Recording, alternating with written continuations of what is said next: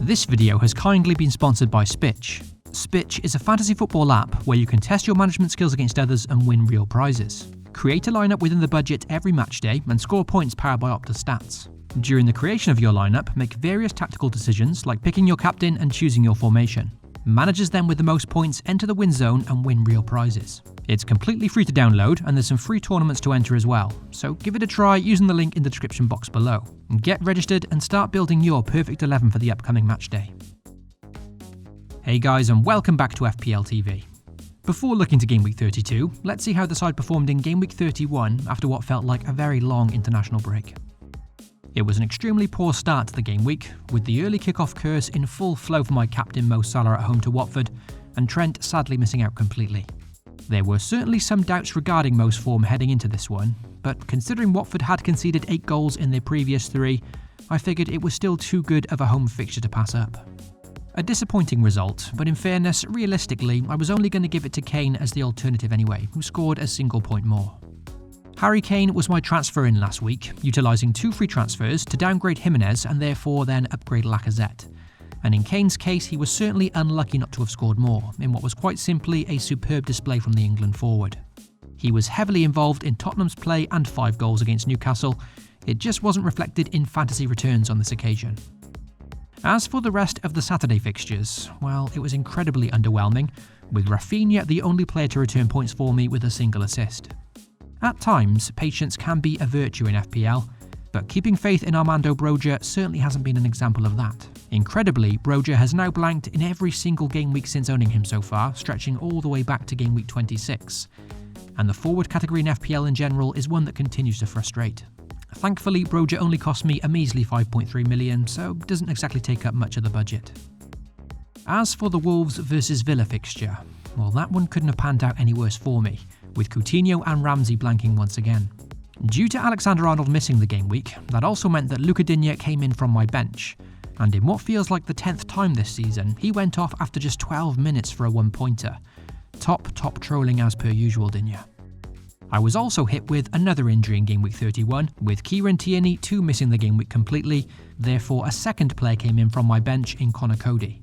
This meant that including my keeper Jose Sa, I ended up having 5 players involved in that one fixture, so for Wolves and Villa to score 3 goals and me have 0 involvement was definitely a bad outcome, especially considering Wolves conceded very late into that game, ultimately costing me a double clean sheet in the 86th minute.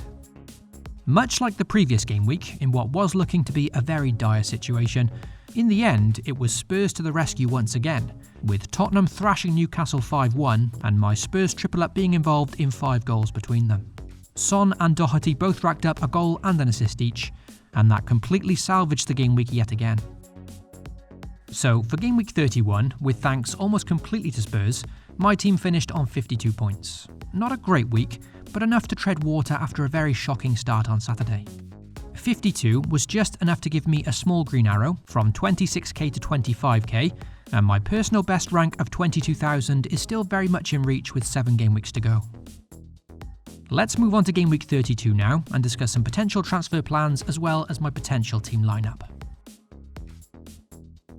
For transfers in game week 32, with Coutinho having now blanked in 3 consecutive game weeks, there is certainly some consideration to replace him this week. Not so much because I don't think he'll come good, but more because most notably he does have a blank game week coming up in game week 33.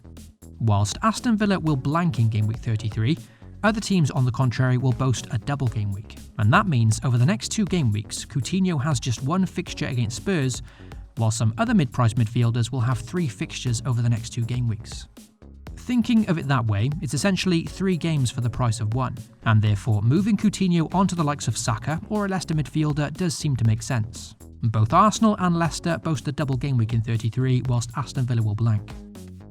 To be honest, I like all 3 replacements of Saka, Maddison and Barnes, and deciding on the replacement is something I'm still weighing up. I'd say currently I'm leaning most towards Saka, but I think this decision will depend a lot on how Leicester's Europa Conference League fixture plays out first. And Leicester's involvement in that competition is the one thing putting me off opting for a Leicester player, just through that fear of rotation. Arsenal, however, have no other competitions to worry about, and therefore Saka's guarantee of starts does have its appeal. To be fair, regardless of which option I opt for, it's likely I'll end up owning 2 of them for Game Week 33 anyway, because in Game Week 33, Leeds also blank, and that'll be my chance to sell Rafinha and then bring in another one of these mid-price midfielders for their double. What I do want to say about Aston Villa though, is that after their blank in Game Week 33, they then do have some very appealing upcoming fixtures, and this includes back-to-back double game weeks in 36 and 37.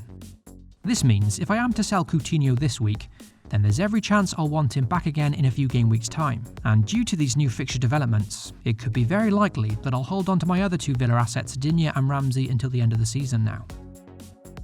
As for other transfer activity, sadly Kieran Tierney looks to require surgery and is therefore now out for the season.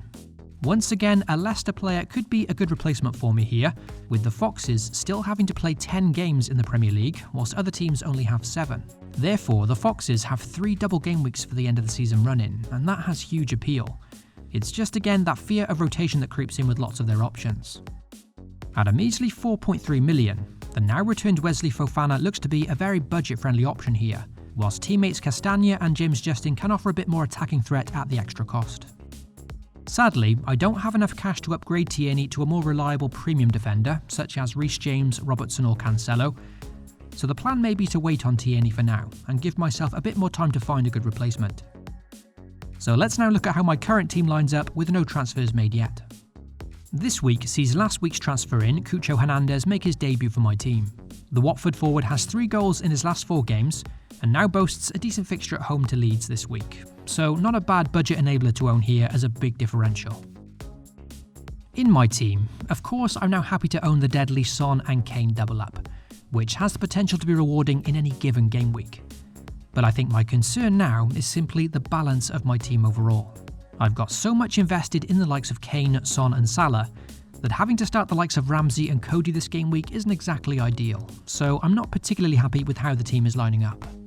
Of course, playing Cody wasn't in the initial plan this week, but with Tierney frustratingly since being ruled out, I had little choice in the matter. As mentioned, I could replace Tierney this week. I'm just not convinced that transferring in a Leicester defender at home to an informed Palace, just to then go ahead and bench Cody in the process, is really worth it.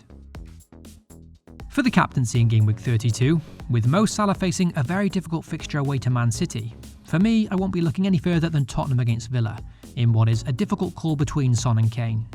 For me, the captaincy currently sits on Harry Kane, and in fairness, it's a game week where I can't see myself changing it.